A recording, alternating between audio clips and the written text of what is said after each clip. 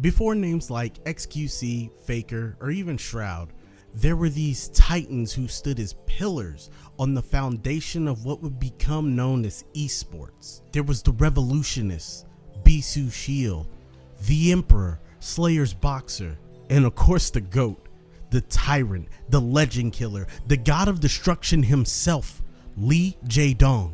Before the multi-million-dollar prize pools and the spectacle of games like Fortnite, CSGO, Dota, or even League of Legends, one game paved the way and made it all possible.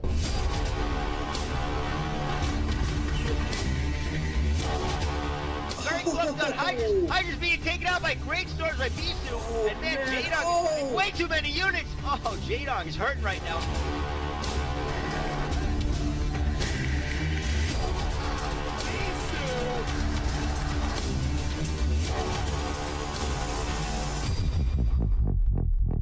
Greetings and salutations, it's me, AZTV, and this is AZTV News.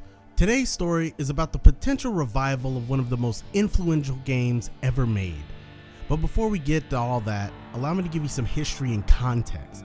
StarCraft was a real-time strategy game, or RTS, that was released nearly 30 years ago, back in 1998 by Blizzard Entertainment. This was a full 10 years before the merger with Activision, and it would be another 17 years after that before Activision Blizzard would be acquired by Microsoft. God, I'm old.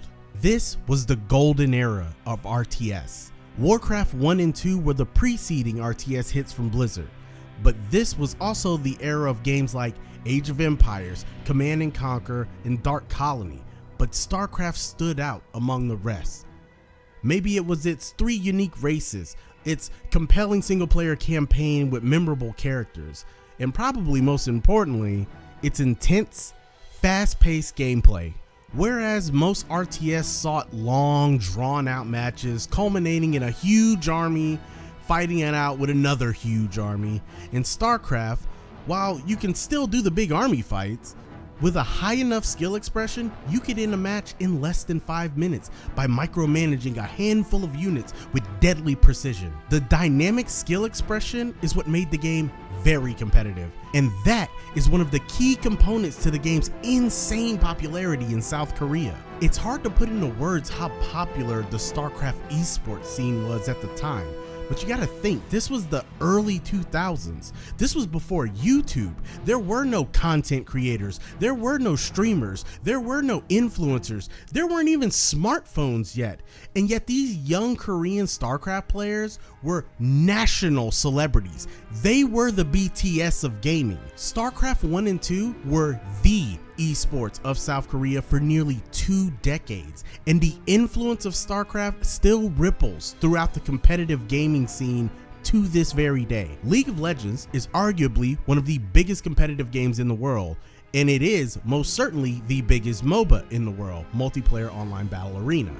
League of Legends, Dota 2, and the entire MOBA genre owe its existence to a custom Warcraft 3 map known as Dota, or Defense of the Ancients. And Dota was inspired by a custom StarCraft map known as Aeon of Strife. Aeon of Strife is credited as the genesis of the MOBA genre as a whole.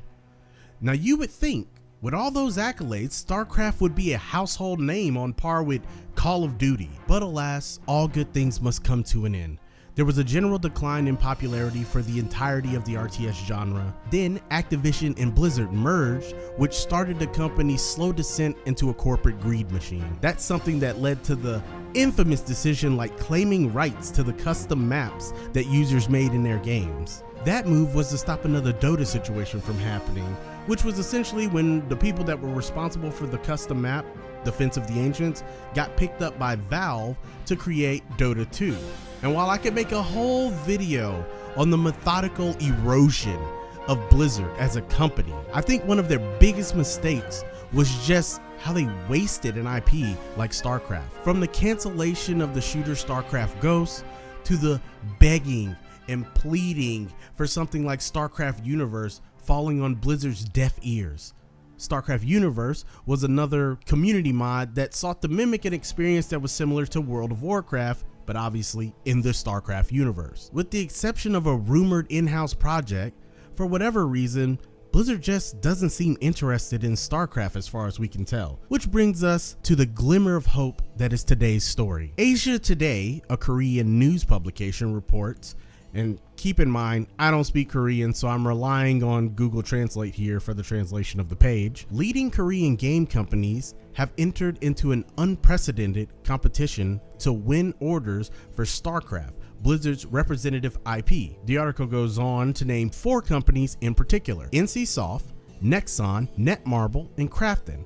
And it states that some companies actually even went all the way down to Blizzard HQ, all the way in Irvine, California, to make their case and give a presentation on why they should be the ones who secure global publishing rights and get access to make all the new games based on the StarCraft IP. Reportedly, the scopes of some of these contracts include the expansion of StarCraft into various other genres, including RPGs and shooters. And based on the companies competing here, we can kind of see why. NCSoft is a titan in the Korean MMO markets, bringing us titles such as Lineage, Aeon, and most recently they published Throne and Liberty. Nexon is a publisher that holds a special place in my heart because they were the ones that developed the first MMO I ever played, a game called Nexus Kingdom of the Winds. I swear no one's ever heard of this thing. But more recently, they brought us the Warframe style looter shooter, The First Descendant. Krafton, formerly Bluehole Studios, is probably most famous for PUBG, and recently they published Inzoi, the Korean sim style game. And finally, there's Netmarble, who I am the least excited for on this list.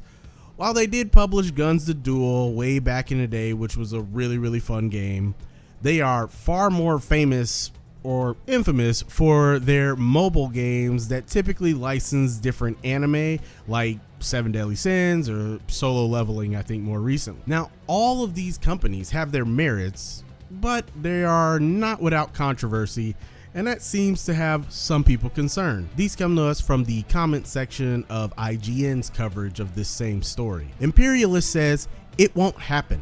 Blizzard wouldn't pass up the opportunity to make a StarCraft game of any genre themselves, unless it's a mobile money machine like Diablo Immortal, much less pass that on to a lesser company.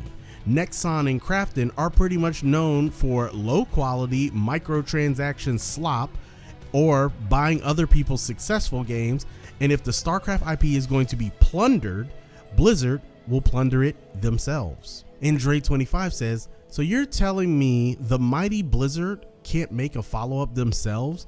If you're going to hand off one of your precious franchises to an outside studio, choose an expert in their field. Platinum or Capcom come to mind for third-person action games. RPGs, Atlas, FromSoft, Square, Bandai Namco, or some good devs who make hit RPGs.